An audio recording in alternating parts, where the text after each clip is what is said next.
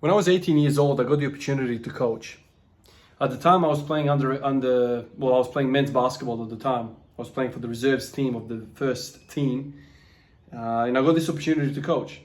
I ended up taking control of an under 16 Division 5 team, which were like 14, 15-year-old kids.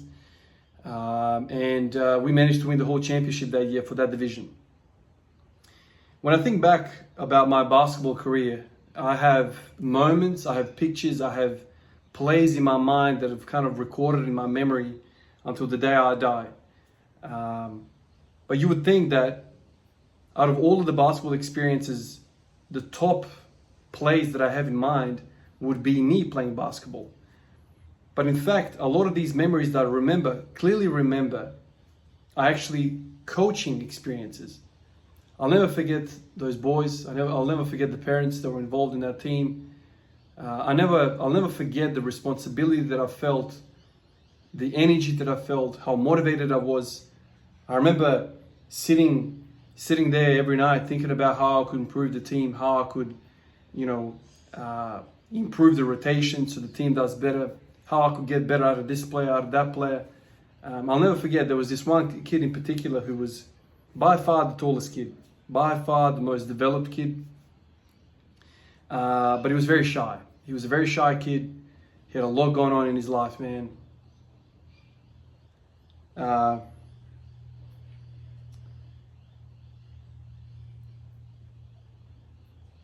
In the space of a year, this young fella lost both of his parents to cancer.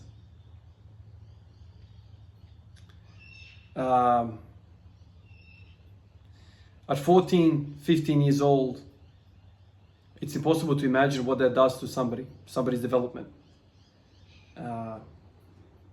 When I got him and the rest of the team, that traumatic period had already ended a few months earlier, and his grandparents were taking him to basketball. Division 5 is like the lowest division of the age group under 16. A lot of these kids didn't play a lot of professional, organized basketball. They didn't have a lot of coaching. So I was getting raw kids. These kids didn't know how to move on the basketball court. They didn't know how to behave, how to ask for the ball, what a triple threat was. They didn't know how to dribble with the offhand. They didn't know how to dribble with, and look up. They didn't know how to run a basic 5-0 offense, 5-out offense. They didn't know how to set screens. They didn't know how to do anything. They were athletic. Some of these kids were very, very athletic. In particular, that kid that lost both of his parents, he was very tall, but he was shy. He would rarely ever say a word. By the end of the year, he became the MVP of the team. And to this day, I remember that boy. I remember his development. Never mind the basketball. I remember him developing as a human being on the planet. And we used basketball as a vessel to instill confidence in him, to instill leadership in him, to instill energy, positive energy in him. Later on, I would hear from the grandparents that he'd started talking more. He was more confident. This guy was putting up 20 points a game. And these games were like 50-point games, man, 40-point games. He was scoring half of the points when he wanted to. I taught him how to post up, how to ask for the ball, how to drop step. I taught him how to back down, how to pump fake. He was very, very dominant. To this day, I remember him. I remember the effect that I had on him. At the time, I was a reserves point guard, shooting guard. So I couldn't even make the first team of Adelaide's first men's team. I was nothing special. But to him and his eyes, I was somebody very important in his life. He had access to me. And now I think I had a huge effect on him because he would listen. He would listen because he had respect for me because I was playing reserves. And he would often, a lot of these kids would come out and watch us play our games. And there was a lot of respect there. I felt as though I didn't tell him much. I didn't take him any secret stuff. But the stuff that I told him and the weight of respect that he had for me, they landed and it stuck on him. I'm very proud how he developed as a basketball player, but I'm more proud how he developed as a boy, how he developed into a more confident, more confident fella. And I hope he's using some of these tools that we learned in that year, some of that energy, some of that positivity to propel him forward in life, whether it's sporting life or the academic career, whatever. So I have very, very fond memories of coaching. And for years after I retired from basketball, I was always dreaming about getting my coaching 1 license, 2 license, getting all the licenses and kind of going back into basketball as a coach and still surround myself around the game that I loved.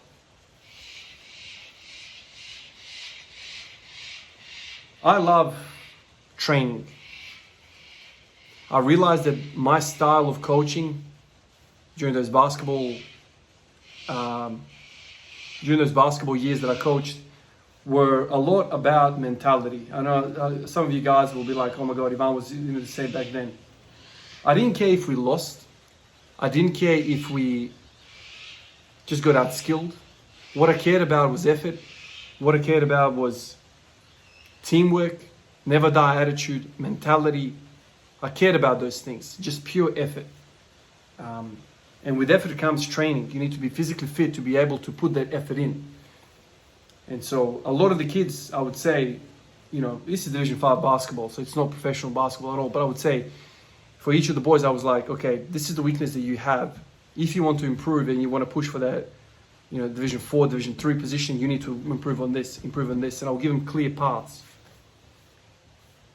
A lot of those boys improved. In fact, a lot of those boys got taken away from me and went into higher divisions because they improved. I remember the joy that I felt. I remember how happy it was to be part of somebody else's success.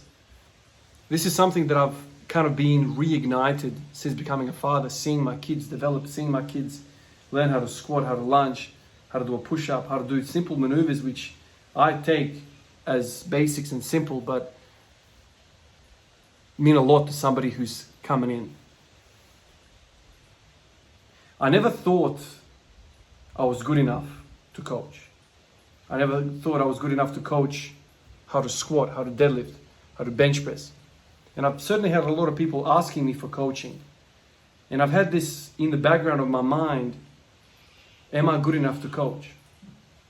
Well, when I coached basketball, I wasn't playing for the first team. I wasn't playing for the 36ers, the professional basketball team in Adelaide. I never played for the Australian team. But I was able to pass down the knowledge that I had to the guys that I had. This led me to believe that everybody can coach. If you've been in the sport or an endeavor for 2 days, you can coach somebody. You can tell somebody something. You can teach somebody who just started today. You have something to offer. Train the trainer. Train the trainer mentality. We often talk about this at work. I'll teach you how to do it, and then it's your responsibility to teach somebody else.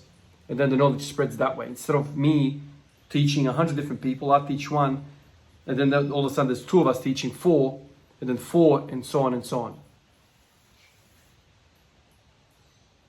When I started this YouTube channel, I had a lot of doubts. Like, who am I to upload videos about squatting, deadlifting? I'm nobody. And then it dawned on me, just like basketball, that experience dawned on me, that it doesn't matter. I'm not going to be teaching Pete Rubish how to deadlift. I'm not. I'm not going to be teaching Klokov how to clean. I'm not going to be teaching anybody how to do anything at the top level. But I can teach somebody something. And as long as you have passion, as long as you are dedicated, as long as you love to do what you do, I think it can resonate. I hope one day to coach people that have the same amount of passion for this as me. I hope to be involved in somebody else's puzzle solving.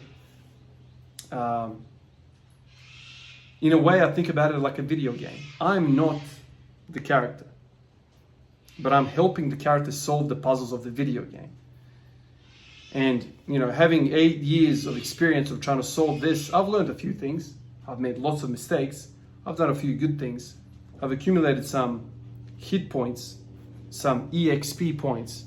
And you can always show somebody the results of your plight, the results of your work.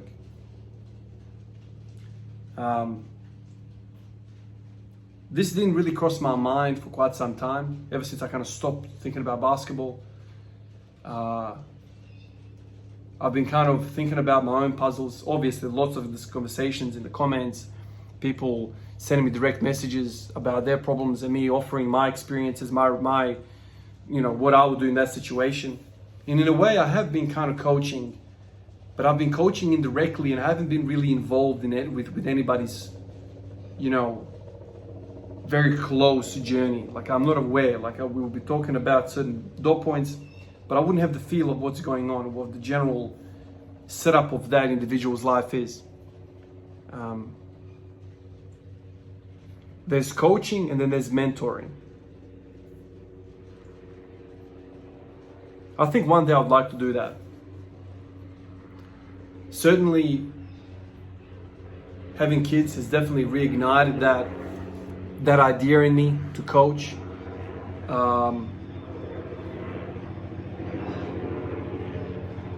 But obviously, like anything, it becomes a matter of time. Where do you find the time? A lot of the time when people are coaching intensively, they've taken the foot off the accelerator for their own journey. Certainly for us, guys in the garage who are training, where do you find the time? I'm a nurse, I'm a father, I've got this journey on the side. Where do I find time for coaching? But I would like to do it. I don't know how I'm going to do it, but I think I would love to engage, be part of somebody else's success. I think that brings a lot of joy. Many times in my life I've learned that giving is the best feeling. Certainly this is why I find myself, 13, 14 years in a nursing career. Simply giving somebody a blanket, it's as basic as you can get it. A warm blanket during a winter's day, somebody that got trapped outside in the elements for whatever reason, the fell broke their hip, couldn't move. They're in the backyard, it's raining. They're in the elements for 16 hours, they're frozen. You give them the blanket, it's like, thank you. Giving is the best. And so, in this idea, when I'm thinking about, okay, I'm not the greatest of the greatest, but I have spent 10 years, 8 years in this, and I've learned something, and I can offer somebody something. And I think translating that language onto somebody else and seeing their result will bring a lot of joy to me. I think that pulls me towards that. I would really like to do that. If you ask me where do I see myself in 5 years' time, I certainly want to continue nursing, because that career is all about giving, about trying to solve somebody else's puzzle. You're one, member of a multidisciplinary team trying to fix somebody's situation. In the same way, I also see myself, I would love to have passionate guys in my life who I'm trying to help. I think that's what coaching for me is.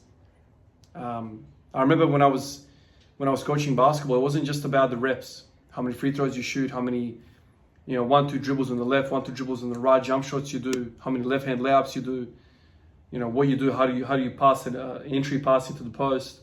It wasn't just about that. It was also teaching somebody, giving somebody respect, perspective, giving somebody the tools how to think. There's certainly something that I've followed the NBA for many, many years. A lot of guys know what to do on the basketball court, but it's all about the processing of the struggle, processing of the adversity. And I feel like I have a lot of experience, what I've experienced in my life. I have some ideas of how I would approach it, and I think that would be really, really cool to be involved in somebody's puzzle solving, not just on the front of, how to make the barbell move better, but also, using that experience with the barbell and also life in general, how to become better men. Like that boy that I talked about when he was 15, how he grew into a better human being. I think I carry so much pride. Like, I don't know where this boy is now. I mean, boy, he's probably mid-20s now, if not late 20s. But I like to think that I impacted his life positively. And that kind of gives me so much joy. Even though I don't know where he is and what he's doing, it gives me joy that he turned. And I was like a small little cog in his life that made him a little bit better. That's a beautiful feeling. It's a beautiful feeling to be part of somebody else's success. It just makes you smile. You just sit there and you smile. It's just it's a beautiful feeling. And ever since stopping basketball, ever since stopping basketball, I don't have that camaraderie anymore. You know, team sport, winning together, winning the championship, losing together, winning together. I don't have the coaching anymore. It's very much an individual thing. I know I make these videos and I do a lot of exchanging of ideas in the comments and the DMs. I feel like I don't know enough about anybody. I'm not tracking anybody's progress. And I guess I yearn that. I yearn for that. I would love to be that. Very, very, very exciting to think that sometime in the future I'll be in a position like that. Anyway, guys, that's been on my mind all day today, all day. Got home and I started working out my own little puzzle. You know, I didn't manage to train in the morning again, so I trained again in the PM. Managed to hit 180 for one. I'm tired, man. I'm really, really tired after today's shift. But the brain keeps going. The cogs keep turning. Keep thinking about. I spent 12 hours today trying to help somebody in emergency.